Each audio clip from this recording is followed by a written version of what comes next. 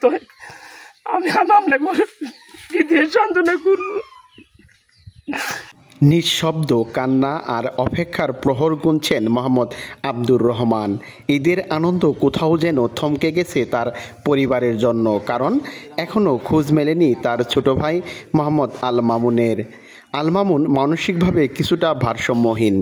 ঈদের আগে গরু বিক্রির জন্য প্রতিবেশী ব্যবসায়ী মোহাম্মদ মতিউর রহমানের সঙ্গে যান ঢাকার সাইনবোর্ড শান্তিধারা এলাকায় একটি গুয়াহাটিতে। সেখানে তাদের সঙ্গে ছিলেন আরও বেশ কয়েকজন পাইকার।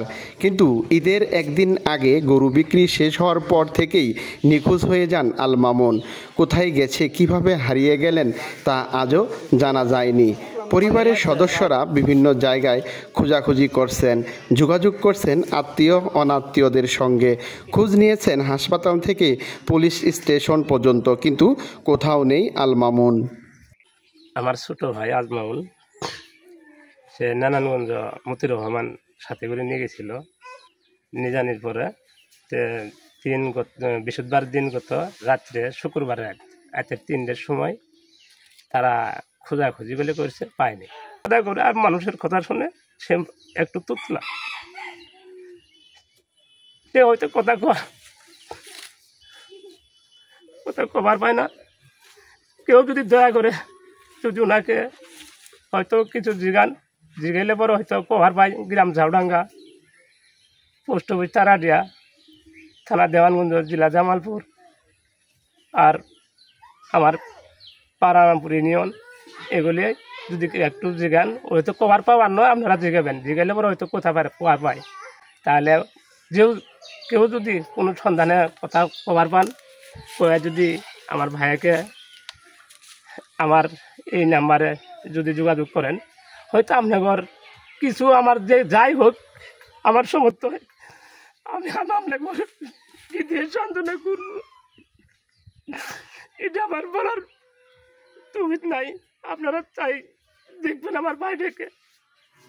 আমি এই কথা কয়ে আপনাদের কাছে জোরাত করছি, সবাই কেউ যদি পান তাহলে একটুরা দয়া করে কষ্ট করে হলেও আমার এই নাম্বারে কন্ট্যাক্ট করবেন। তার পরিবারের পক্ষ থেকে নবীনগঞ্জ থানায় একটি সাধারণ ডায়েরি করে রাখা হয়েছে, কিন্তু এখন পর্যন্ত কোনো তথ্য মেলেনি তার অবস্থান সম্পর্কে। আল মামুনের নিখোঁজ হওয়ার ঘটনায় পুরো পরিবার আজ হতাশায় ভেঙে পড়েছে। ঈদের আনন্দ তাদের কাছে যেন এক বিষাদের গল্প। যদি আপনার আশেপাশে এমন কাউকে দেখে থাকেন তাহলে যোগাযোগ করবেন ওপরের দেওয়া নাম্বারে। একটি মানুষ, একটি পরিবার, একটি জীবনের স্বপ্ন আজ হারিয়ে যাওয়া এক ভাইকে খুঁজছে। আপনিও হতে পারেন সেই আশার আলো। আমার নাম মতিউর রহমান। আজ মামুনকে নিয়ে আমি ঢাকায় গিয়েছিলাম। নারায়ণগঞ্জ সাইনবোর্ড গরুর ব্যাপারী, আমরা মাল বেচা কিনা করে আসার টাইমে সে নাই। আমরা অনেক খোঁজাখুঁজি করছি, মাইকিং করছি, প্রচার করছি, করার পরে থানায় জিডি করছি, এখন পরিমাণ ওরা কোনো সন্ধান পাই নাই। আল মামুনের সাথে আমরা অনেক যদি নারায়ণগঞ্জ সাইনবোর্ড এই হাটে গেছিলাম, তার সাথে অনেক কয়েকবার আমার সাথে দেখা।